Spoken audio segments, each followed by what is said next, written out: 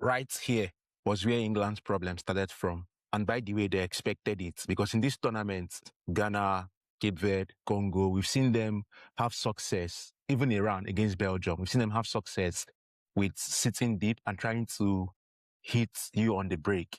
They know that they cannot possess you. That is to say, they cannot use the ball better than you can do.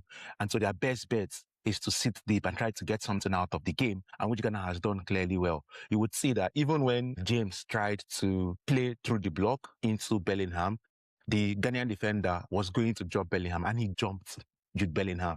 And so they were quite compact, such that it was difficult to play through them. And you would agree that if they had maybe someone that had small eye for trading a passage through the block and is very comfortable to play in the block, like Kopama, for example, they probably would have had more success, or say more shots on target or more goals attempts, which could predominantly lead to them scoring a goal. Now, how they try to manipulate the Ghanaian block. So they would create an overload, maybe at the right side sometimes, so that they would switch to Noni Madueke, who should go directly to the defender. At the end of the day, it was 1-1. He is not Lamine Yamal, he's not Olise, he's not Lionel Messi. So nobody is keeping two defenders on him. So he was supposed to get success, try to get to the byline in a cross. He tried a few times, but he didn't get as much success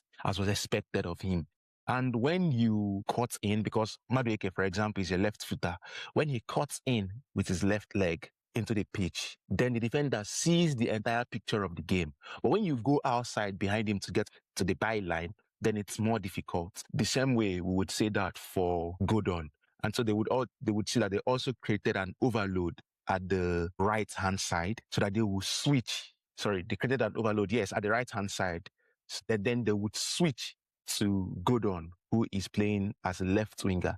There are lots of space for Godon there. What is expected of him is to take the defender on, cut inside, make a cross, or shoot at the goalkeeper. And for you to isolate, get an overload, then you are isolating your winger and you switch. For you to be able to do that perfectly, you have to move the passes quicker. Because if you shift there, then the Ghanaian block shifts across as well. So if you've created that space, you have to move the pass quicker and you have to really trust the winger. So the question is, when England comes up against teams that would sit this deep, how much success would they have? And since they've adopted this style, which we've not seen for a very long time, knowing what to do, clear instruction